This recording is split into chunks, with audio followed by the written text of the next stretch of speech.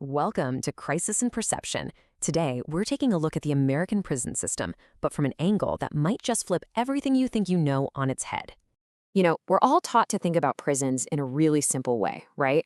Crime happens, so we build prisons, cause and effect. But what if that's the big misunderstanding? What if the whole system isn't really built to solve crime at all? What if it's actually designed to manage something else entirely?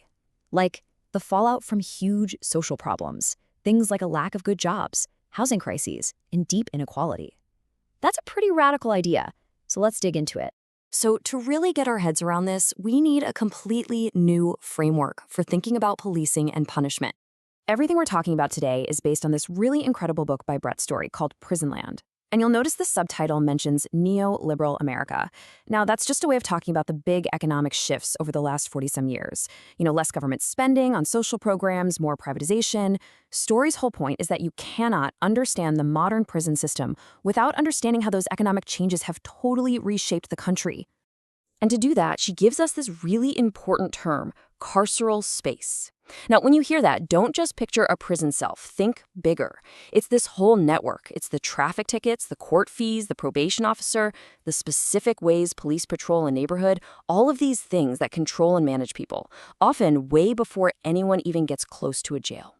And here's the best way to think about it. It's a killer metaphor. Think of the whole system like a giant vacuum cleaner.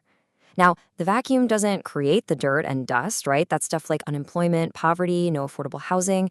But that vacuum is super, super efficient at sucking up the people who are made vulnerable by those things, concentrating them and getting them out of sight. So this all sounds pretty abstract, right? A carceral vacuum. But what does it actually look like in the real world? Let's take a look at how this plays out in three completely different places. First up, we're heading to a fiscally strapped suburb. Specifically, we're talking about St. Louis County, a place that many of us heard a lot about after the protests in Ferguson. And what's fascinating is that the story here isn't really about crime, it's about city budgets. Okay, so check out how this works. In Missouri, there's a state law that really ties the hands of local towns. It limits how much money they can make from normal things like property taxes. So what happens when your town is broke? Well, many of them get creative. They basically turn their police and their courts into a for-profit business. Police are pushed to hand out tickets for tiny little offenses. I'm talking grass that's too tall, an expired license plate, and this just creates this impossible cycle of debt and even arrest, almost always for the poorest people in town. And if you want to know just how extreme this got, look at this one. Single number, 3. In 2014, in Ferguson, Missouri, there were an average of 3 arrest warrants for every single household. Let that sink in. This is not a city dealing with a massive crime wave. No way. This is a city using its police power to extract money and balance its budget, and it's doing it on the backs of its own residents. Okay, for our next case study, let's shift gears and head to the gentrifying city. We're going to look at Detroit. And here, the carceral vacuum is being used for a different reason. Not so much to raise money, but to secure real estate investments and make the city feel safe for developers. So you might remember when Detroit was going through bankruptcy, the city started this really aggressive campaign to shut off the water for thousands of residents who were late on their bills. I mean, people were losing access to water. But here's the kicker. At the exact same time, huge corporate clients, we're talking sports stadiums, golf courses, they owed massive amounts in unpaid water bills, but their water stayed on. See the difference? This isn't just random enforcement. It's a way to put pressure on poor residents, to manage them, even displace them, to clear the way for new development. It's a system that protects property over people. All right, for our last stop, we're heading out to the countryside, to places that have been hollowed out by deindustrialization. We're talking about the coal fields of Appalachia. And in this story, the prison building itself becomes the main character. For decades, as the coal mines closed and the jobs vanished, these communities were just left behind. And into that economic vacuum comes a supposed solution, a new prison. They're pitched to these towns as a form of economic development, a promise of steady, government-funded jobs in places that have been totally abandoned by industry. The prison literally becomes the new factory. Okay, so think about it. We've got a suburb, a big city, and a rural county. 3 totally different places with different problems, but they all reach for the same tools from the carceral toolbox. So why?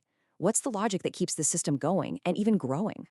Well, the logic is structural. This isn't about a few bad apples, bad cops, or corrupt judges. It's bigger than that. When you cut social safety nets and public services, this system offers what look like easy answers. Is your city broke? Fines and fees create revenue. You're a developer trying to attract investment? More policing creates order. Is your rural town dying? A new prison brings jobs. You see? It's a whole toolkit for managing the people and places that our economy has deemed surplus. And the whole thing is protected by this very simple, very powerful story that we all know, the story of crime and punishment. By focusing on bad guys and criminals, that narrative completely hides what the system is really doing, which is managing massive economic problems. It makes us focus on the individual, so we never have to look at the system.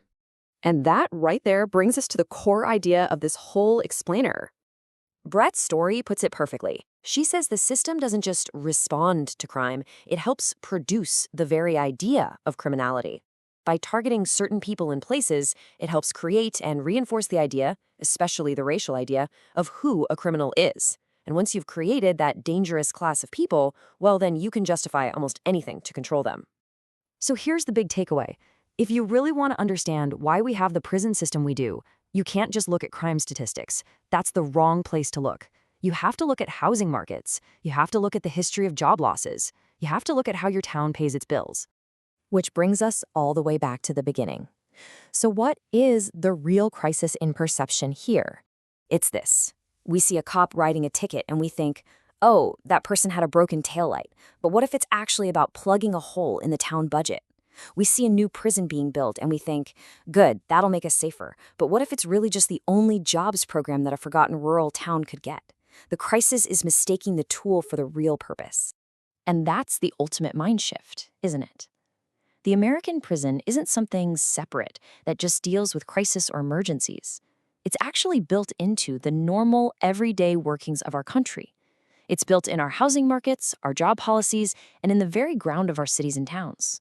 This project is free and publicly accessible, but it's not free to make. So, if this analysis helped you see things a little more clearly, please consider becoming a supporter on Patreon. For a much deeper dive, check out the audio analysis linked in the description. And of course, if you enjoyed this, please like, subscribe, and drop a comment with what you'd like us to explore next. Thanks for joining us.